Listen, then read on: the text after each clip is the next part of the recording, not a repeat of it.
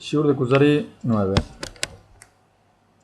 Lo que vamos a ver hoy es la intención del sabio de demostrarle al rey la unicidad del pensamiento humano. Con tres ejemplos que voy a traer, voy a demostrarle que hay un origen en común entre las culturas y esto podría llegar a demostrar, ¿sí?, que todos tuvimos de alguna manera un mismo padre, del cual todos salimos. Entonces vamos a empezar a leer el párrafo 53.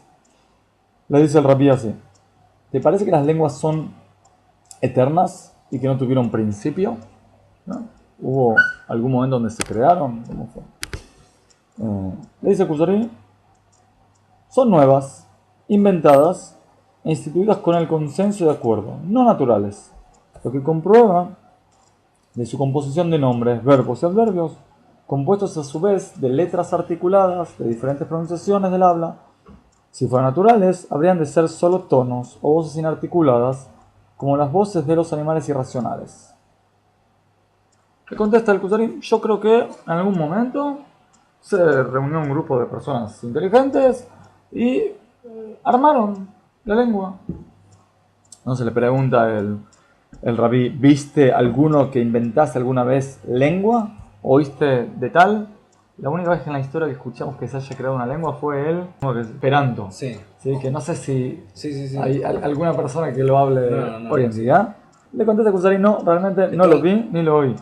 Todas las lenguas existen desde siempre, ¿tiene ser? No.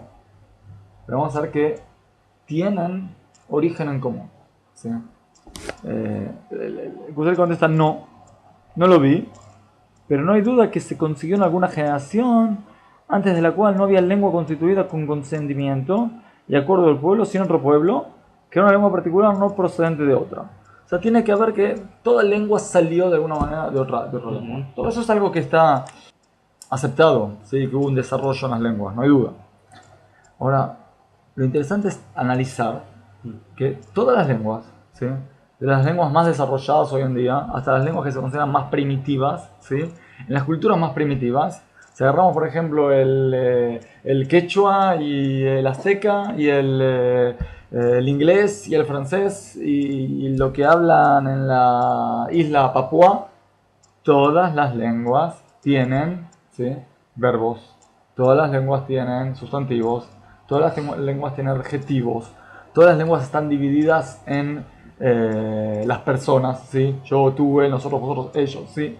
Ninguna lengua se escapa de eso, ¿sí?, que demuestra que todas tienen una misma raíz, ¿sí?, de alguna manera. Si no, ¿cuál es la necesidad de que todos sean así cuadrados, todos con ese sistema de diferencias? También el chino. El chino es diferente en la escritura, pero en el habla, en la lengua, tiene verbos, sustantivos, adjetivos. El tema del habla, sí, tenemos que entender que la lengua tiene que ver con la idiosincrasia del pueblo, ¿sí? Lo vemos, ¿sí? Se siente un poquito. A los israelíes, por ejemplo, les gusta el acento del sudamericano, sienten como que tiene algo de afecto, es algo afectuoso el sudamericano. Y es algo que aparece en la cultura sudamericana. En el alemán uno siente la dureza, la rigidez esa, que tiene que ver con la idiosincrasia del pueblo. También lo ves en la cultura rusa. ¿Sí? Es como que es algo que tiene que ver con algo esencial del pueblo. Pero el hecho de que todas las lenguas tengan las mismas madres en el sistema de cómo se habla, ¿sí?, eso significa que tienen todas las culturas algo en común, que nos lleva de alguna manera a nuestro primer padre, a Adán Rishon. El segundo tema que le quiere estudiar el sabio es el tema de la semana, en el 57. ¿Oíste de alguna nación que discordase en la semana, cuyo principio es el día primero y acaba en sábado? ¿Cómo puede ser que conviniesen en esto los chinos con la gente de las islas occidentales, si en algún principio concilio y resolución? Eso es impresionante. Esto es impresionante. Ahora, si analizamos, ¿sí? Todas las mediciones que hacemos en el tiempo tienen por lo menos algún origen astronómico, ¿sí? El año, por ejemplo, es el pasar de la Tierra alrededor del Sol, ¿sí? Si bien antes no se tenía conocimiento de esto, pero se veía el cambio de las 4 estaciones, o de las 6 estaciones, de acuerdo a cómo se contara. Pero al volver a la primera estación, ¿sí? Había un ciclo entero que se llamaba año. Los meses es el ciclo de la luna alrededor de la Tierra, está perfectamente calculado, o sea, los meses por lo menos del calendario lunar son perfectamente 29 días y medio y un poquito más, que es el cálculo exacto que aparece incluso en la Gemara del tiempo que lleva la luna a dar vuelta alrededor de la Tierra.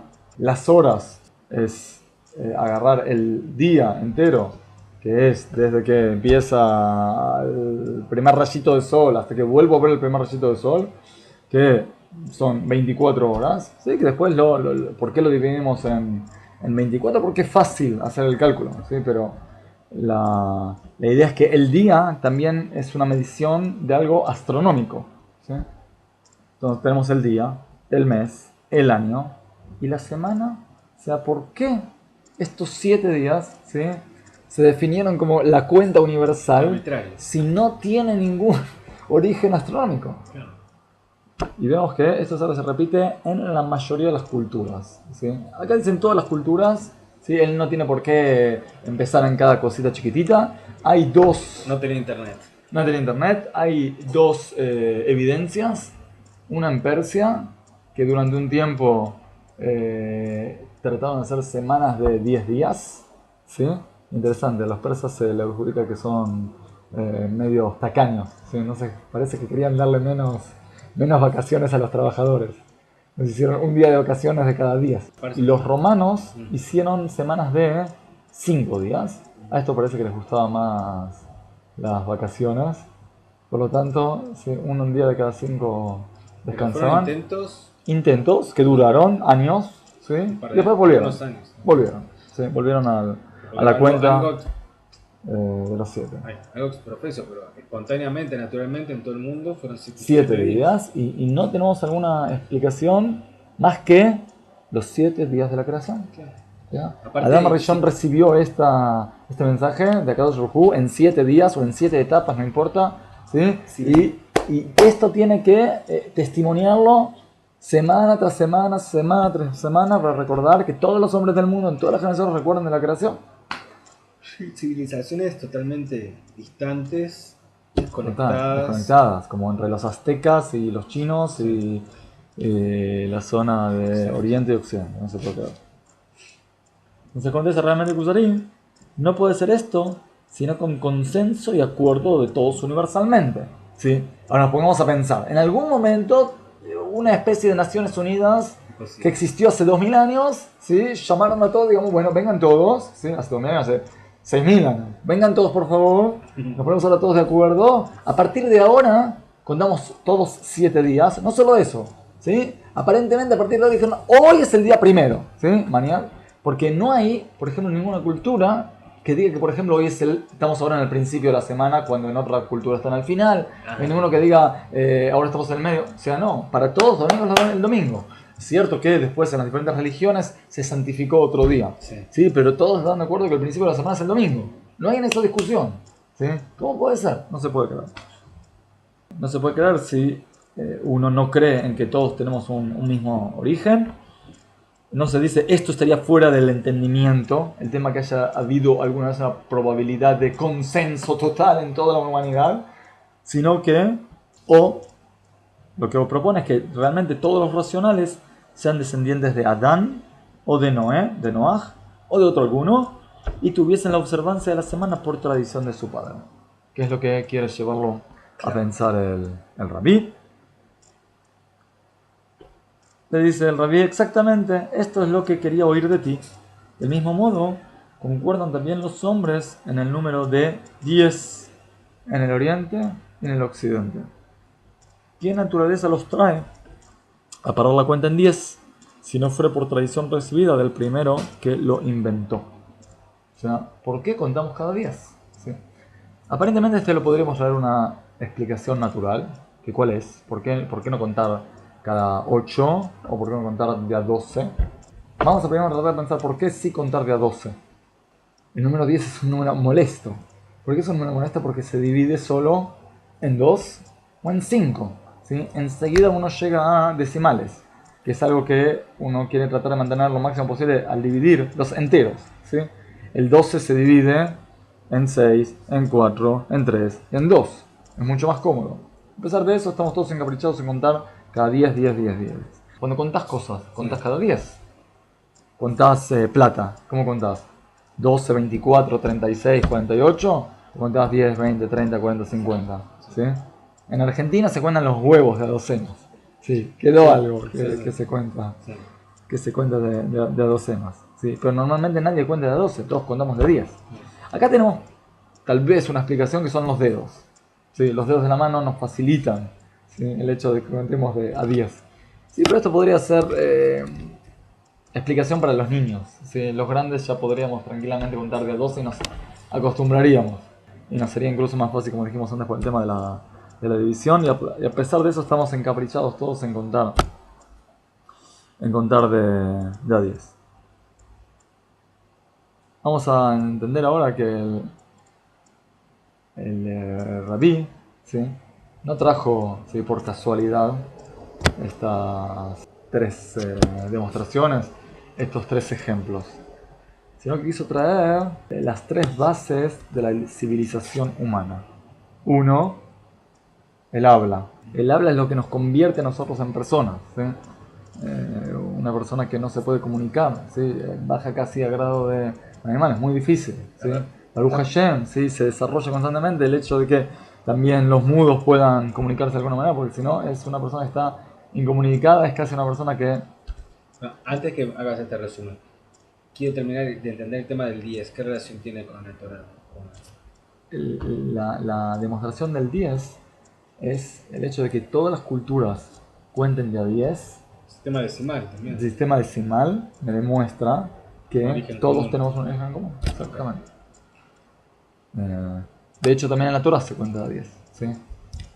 Siempre es de 10. 10, 20, 30, 40, 50, 60, 100. ¿Sí? Siempre se suma de 10. Entonces tenemos las tres pilares de la cultura, que es el habla, ¿sí? Segundo, el tema del trabajo y el tiempo, ¿sí? El tiempo de la semana, de hecho, nos mide el trabajo, ¿sí? Es el tiempo de trabajo, descanso, trabajo, descanso. Y la cuenta del tiempo, ¿sí?, es algo que hace al humano, ¿sí? A nadie más le interesa el paso del tiempo que al humano. Y tercero, nuestra conexión y nuestro trabajo sobre la materia. Es la cuantificación de la materia, ¿sí? Eso hace que tengamos nuestro control sobre estas tres cosas básicas que son tal vez la base de la civilización. Y a través de eso le llevamos a pensar que en estas tres cuestiones todas las civilizaciones, todas las culturas tienen una base en común que nos podrían demostrar la unicidad de la cultura humana. Escuché algo interesante sobre el tema de las culturas, ¿sí? Que, bueno, a veces se puede encontrar cosas en común, incluso en los idiomas, como por ejemplo la palabra fruta, ¿sí?, en hebreo, ¿cómo se dice? Pri, perot, ¿sí?, es algo que tiene tres mismas letras, ¿sí? Fruta, la pei y la fei es la misma letra en hebreo, ¿sí? Y tenemos una palabra interesante, ¿sí?, que en inglés es fruit. Sí. La I. Sí. Bueno, el inglés y el español no es una coincidencia, que no es coincidencia, es mamash porque tienen origen en común. Pero que con el hebreo tengan claro, algo en común es algo muy interesante. Y ahora esta es una sorpresa, ¿sí? ¿Cómo se dice en antiguas culturas mexicanas la palabra Dios? Tao. Y ¿En qué cultura? en culturas mexicanas. Mexicanas, Sí. Dios es Tao. Tao. En griego, ¿cómo se dice?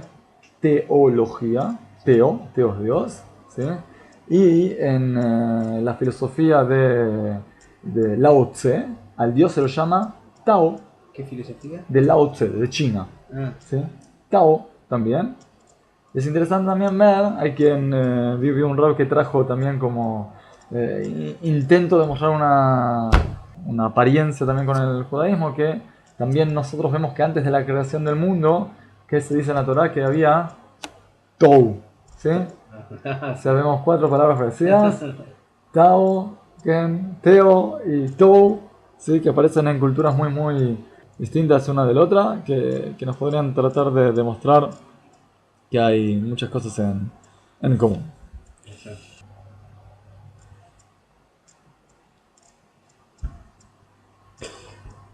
Ahora el Kuzari tiene una especie de contraataque. Le dice, sin embargo, se refiere o se cuenta que entre los indios hay lugares y edificios que tienen por cientos centenares de miles de años. En la traducción al hebreo está escrito miles de años, o sea, millones de años. O sea, aparentemente, si nosotros estamos contando 5.700 años, ¿cómo puede ser que los indios cuentan millones de años? ¿Sí? La cuenta que ellos tienen contradice nuestra cuenta. Le contesta así el Rebbe, y es algo que nos tiene que a nosotros hoy contestar todas las, de alguna manera, contradicciones que tenemos a veces con la ciencia. Dice, esto inficionaría mi fe, o sea, afectaría mi fe, si se hallara en nación auténtica y aprobada, o en libro en que acordasen todos en número cierto, sin contradicción o diferencia, lo cual no se halla, dado que son una nación profana, bárbara y libertinos, y no tienen cosa o cuenta cierta. Con estas cosas irritan a los hombres de religión, así como los irritan con sus imágenes y sus ídolos. O sea, dice el Rebbe, los indios dicen que el mundo existe millones de años, ¿sí? Nada más que para irritar a los que tienen una tradición cierta, ¿sí? Y verídica sobre la creación del mundo. ¿Para qué dicen esto los indios? Para decir, puede ser que haya miles de años, puede ser que haya cientos de miles de años, puede ser que haya millones de años, ¿sí? Y ellos mismos no llegaron a un acuerdo de cuántos años tiene el mundo. No hay una tradición exacta entre las diferentes religiones indias, ¿sí? ¿Cuántos años se cuentan? Muchos, ¿cuántos? Pero muchos, ¿sí? Entonces, ¿para qué tienen que traer esto? Ahora hay algo interesante, ¿sí? Si es como decimos nosotros, que la civilización humana cuenta con menos de 6.000 años, ¿sí? Y cada persona vive entre 70 a 100 años, más o menos, ¿sí? Nosotros ya con el avance de la ciencia tal vez lleguemos hasta los 120. Significa que la persona tiene un porcentaje bastante grande en la historia. Pensemos en cada individuo, sus, vamos a poner 80 años, más, vamos a decir, 60 años que no convive con su hijo, más 60 años, vamos a decir que 40 años que no convive con su hijo después de que murió, y 40 años que no convive con su padre, o 20, 30 años que no convive con su padre. Tenemos que cada persona, ¿sí? Sumando los años de su papá y los años de su hijo, que son más o menos la influencia que la persona tiene alrededor de 100, 120 años. Significa que la persona puede sentirse, ¿sí? Con la posibilidad de dejar una huella firme en la historia. Porque 100 años, ¿sí? Dentro de una cultura de 6.000 es algo.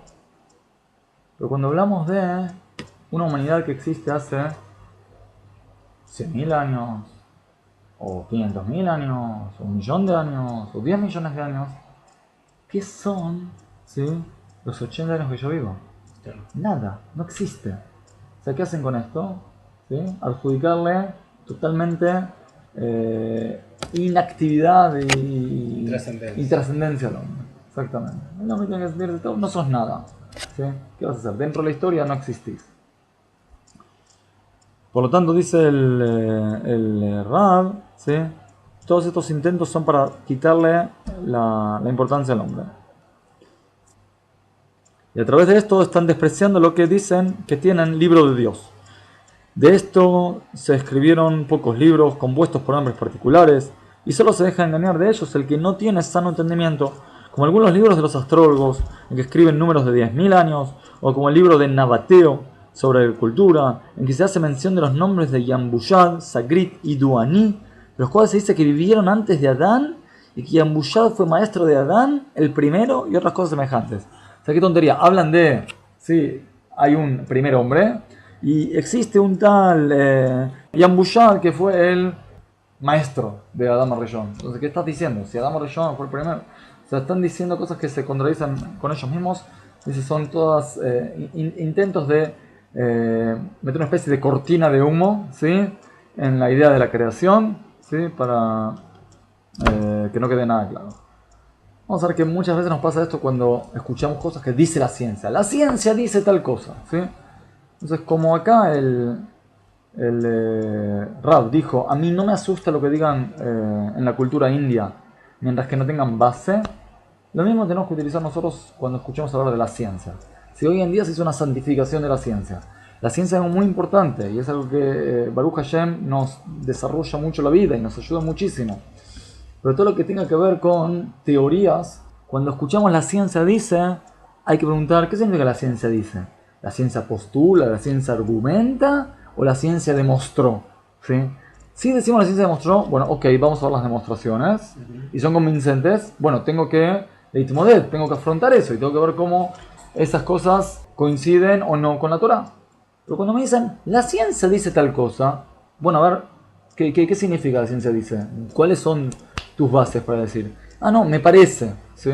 Entonces, no tengo por qué relacionarme, no tengo por qué adjudicarle una certeza a lo que algún científico que tiene ganas de demostrar algo dijo. Sí, así como por ejemplo en la época de Pasteur, ¿sí? Había todavía científicos que querían demostrar a toda costa que había posibilidad de que se desarrollen gusanos, ¿sí? O bichos de la comida misma, que la comida podía generar, cuando estaba facta, podía desarrollar bichos, ¿sí? Y Pasteur estaba decidido a toda costa a demostrar de que no, ¿sí? Y el resto de los científicos, sí, estaban haciendo lo que podían para demostrar de que sí, ¿sí? Ahora, muchas de las cosas que querían demostrar estaban basadas en descuidos y errores de laboratorio, ¿sí? Como por ejemplo, agarraban un frasco, ¿sí?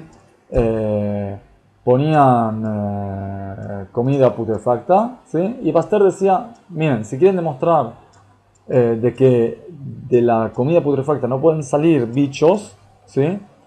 Tienen que matar cualquier tipo de posibilidad de germen que haya en la comida misma. Por lo tanto, hagan lo siguiente: hiervan, ¿sí? La carne, maten a todos los gérmenes que haya ahí y después vean si salen bichos. Si no salen bichos, significa que los bichos pueden salir únicamente de gérmenes que ya estaban ahí. En el momento que lo herviste, ¿sí? Y después no salieron bichos, significa que también si la comida está podrida no pueden salir bichos. Entonces, probaron y vieron que no salieron bichos. Dijeron, ¿por qué pasa esto? Porque en el momento que hervimos, arruinamos el aire. Y esto impide que los bichos salgan. Entonces, ¿qué hicieron? Dejaron entrar aire, ¿sí? Para que los bichos se puedan desarrollar. Los bichos que aparentemente se tenían que desarrollar de la comida podrida. Y aparentemente, sí, salieron bichos. En el momento que dejaron entrar aire, salieron bichos. Y nos dijeron, demostramos que pueden salir bichos de la comida podrida. Esto lo llamaron generación espontánea. Se generan espontáneamente bichos de la nada. Con esto querían demostrar que no existe tal creación. ¿Sí? Que estamos hablando de un Dios que tiene que crear. No se necesita Dios para crear. Pueden salir bichos de la nada. Incluso de comida podrida pueden salir bichos. También pueden salir del agua bichos. ¿Mejor? Dijo Pasteur, momento. Voy a hacer el mismo experimento que hicieron ustedes en otro lugar. Hizo eso.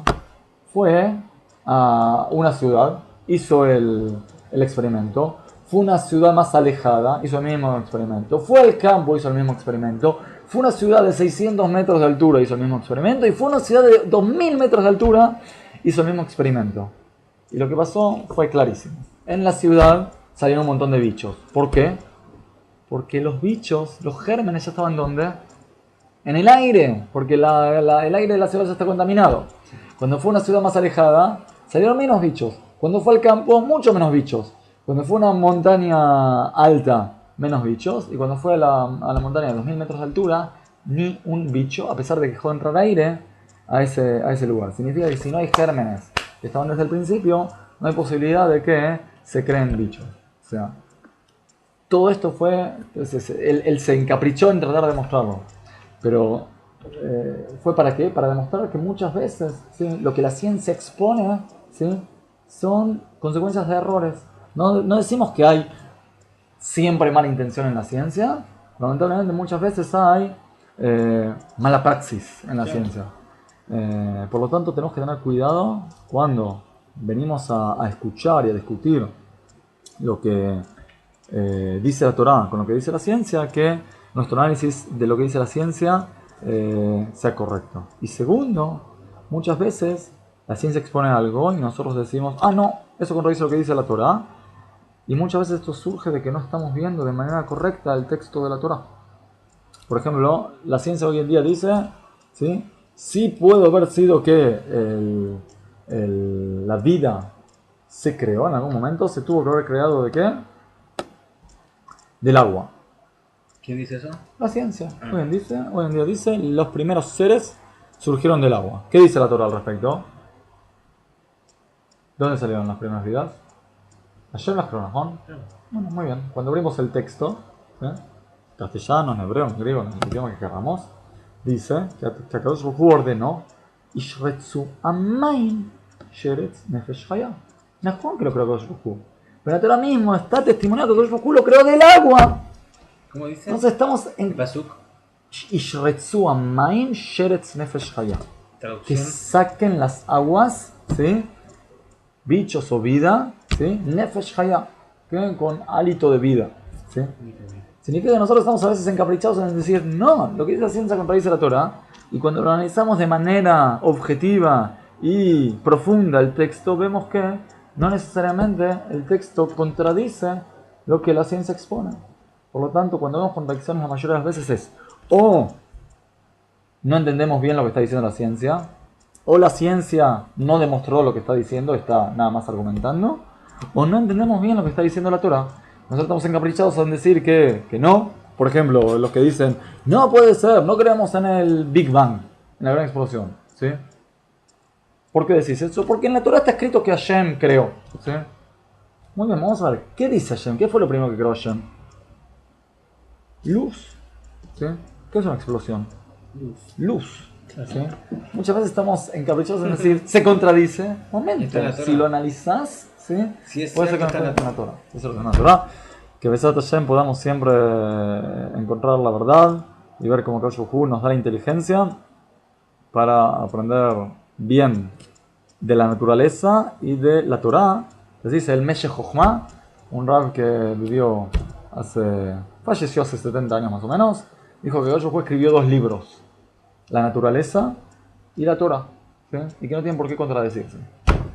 O sea, que siempre sepamos ver la coincidencia que hay entre los 2 libros que escribió Akadosh Baruj Hu.